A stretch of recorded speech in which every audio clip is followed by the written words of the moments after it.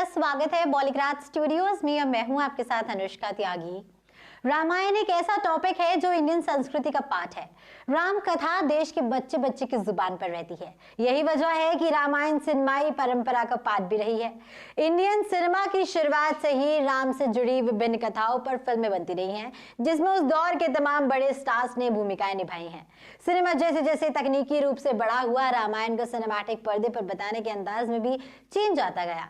राम कथा पर TV shows भी बनाए गए, जिसमें रामचंद्र सागर का टीवी शो रामायण सबसे फेमस रहा और आज भी है। रामायण के इतने वर्जन आने के बाद भी इसके लिए फिल्म मेकर्स की दीवानगी कम नहीं हुई है। अब कुछ टाइम पहले आदिपुरुष आई, जिसको लोगों ने क्रिटिक्स से बर्बाद कर दिया। क्यों? क्योंकि वीएफएक्स और कैरेक्टर्स पर काम नहीं हुआ था। खैर, अब एक और director and writer Nitesh Tiwari Ramayan बनाने जा रहे हैं, जो ये दावा करते हैं कि इनकी रामायण अब तक की बेस्ट रामायण होगी।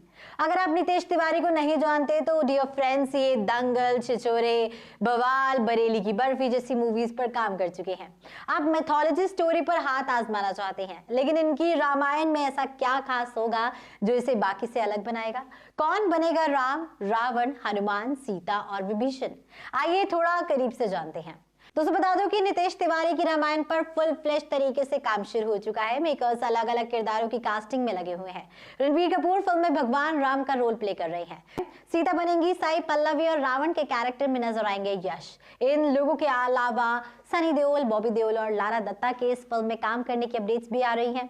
रामायण की शूटिंग मार्च में शुरू होने वाली है। उनकी पहली शर्त यह है कि फिल्म की कास्टिंग पूरी हो जाए। नितेश अपनी फिल्म में उन्हीं एक्टर्स को लेना चाहते हैं जो उन मैथोलॉजी कैरेक्टर्स से पूरी तरह से फिट लगेंगे। अब फिल्म में कैकेयी के रोल में लारा दत्ता को कास्ट किया गया है। ये बेहद जरूरी किरदार है, क्योंकि रामायण का पूरा कॉन्फ्लिक्ट कैकेयी की वजह से ही तैयार होता है। उसकी वजह से ही राम को 14 साल का वनवास काटना पड़ता है। इसलिए दोस्तों, फिल्म के पहले शेड्यूल में रणबीर कपूर के साथ लारा दत्ता भी हिस्सा लेंगी। सनी देओल को भगवान हनुमान के रोल में कास्ट करने के लिए लंबे समय से बातचीत चल रही है। मेकर्स के अलावा रणबीर भी चाहते हैं कि सनी रामायण का हिस्सा बने। ये चीज फिल्म के हक में काम करेगी। सनी को कास्ट करने के पीछे आइडिया ये है कि जिस तरह से दारा सिंह को हनुमान का किरदार निभाने के लिए याद रखा गया, वैसा ही सनी के साथ भी हो। प्लस सनी की इमेज और उनकी कदकाठी इस किरदार के लिए उन्हें मुख्य कैंडिडेट बनाती है। सनी देओल के साथ मेकर्स की बातचीत फाइनल स्टेज में है। अगले 20 दिनों में मामला पक्का हो जाएगा। अगर सब कुछ फाइनल हो गया तो रामायण पार्ट 1 में सनी देओल कैमियो में नजर आएंगे दोस्तों। और सनी और यश के किरदार, इसके अलावा ये खबरें चल रही हैं कि रामायण में कुंभकर्ण के किरदार के लिए बॉबी देओल को अप्रोच किया गया है। बॉबी ने अब तक इस रोल के लिए हामी नहीं भरी है, क्योंकि वो समय लेकर ये फैसला करना चाहते हैं। एनिमल के बाद उन्हें देश भर की इंडस्ट्री से ढेरों ऑफर मिले हैं दोस्तों, इसलिए बॉबी अभी फूक फूक कर कदम रखना चाहते हैं। साथ ही आपको बता दूं कि राम मंदिर प्राण प्रतिष्ठा में फिर से फेमस हुए राम, माने तो अरुण गोविल, जिन्होंने रामानंद की रामायण में राम का रोल प्ले किया था, जिन्हें आज भी आधी दुनिया राम रूप से पूछती है दोस्तों। इसमें नीतीश ने दशरथ का रोल प्ले करने की बात कही है।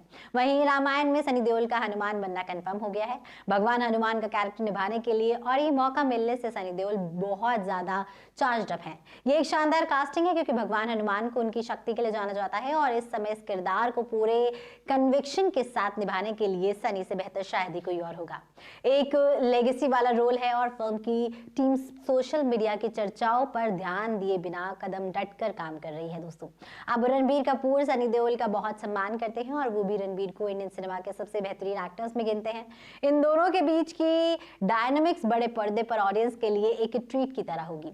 आइडिया ये है कि भगवान हनुमान और भगवान राम के बीच की अद्भुत बॉन्डिंग को शानदार तरीके से पर्दे पर दिखाया जाए। हनुमान के किरदार में आइकॉनिक बन चुके दारा सिंह के बाद आज के दौर में लोग सनी को इस रोल में याद रखेंगे। लेकिन दोस्तों, इंटरेस्टिंग बात यह है कि सनी की एक गेस्ट अपीयरेंस रोल में ये पहली फिल्म होगी। इससे पहले उन्होंने सिर्फ मेल लीड रोल्स ही किए हैं। दोस्तों, रामायण 3 पार्ट्स में बनेगी, तो सेकंड और थर्ड पार्ट में सनी का किरदार एक्सटेंड किया जाएगा। अब रामायण पर बनी आदिपुरुष अपने वीएफएक्स की वजह से आसमान से जमीन पर आ गई थी, जिसे नीतीश अपनी मूवी में कोई रिस्क नहीं लेना चाहते। वो ऑडियंस को लार्जर देन लाइफ विजुअल्स की ट्रीट देना चाहते हैं, लेकिन ऐसे विजुअल्स जो आंखों में खटके नहीं बल्कि उसमें बस जाए।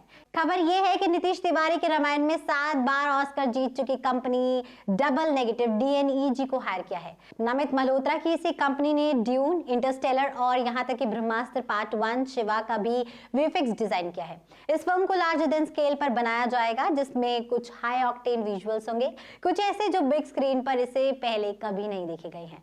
इसके लिए मॉडर्न टेक्नोलॉजी और इफेक्ट्स का यूज किया जाएगा। वर्ल्ड के काबिल वीएफएक्स प्रोफेशनल्स की सबसे बड़ी टीम इस शानदार काम को अंजाम देगी, जिसके लिए मेगा सेट्स बनाए जाएंगे। नमित मल्होत्रा की company Double Negative Hollywood film Dune, Tenet, Inception, Interstellar, Ex Machina, Blade Runner 2049 और फर्स्ट मैन के लिए 7 बार वीएफएक्स डिजाइन का ऑस्कर अवार्ड भी जीत चुकी है।